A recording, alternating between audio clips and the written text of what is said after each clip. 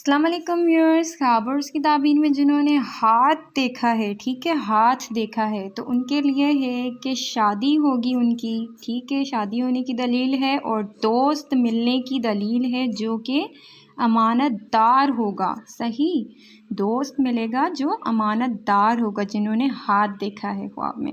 और हाथ का पकड़ना, दुश्मन के हाथ का पकड़ना, अगर आपने ख्वाब में देखा है कोई आपका दुश्मन है खुदा न खास्ता और आपने उसका हाथ पकड़ा है, ठीक है, तो दुश्मन से सुलह होने की दलील है और घर में सफाई होगी उसकी दलील है। सही।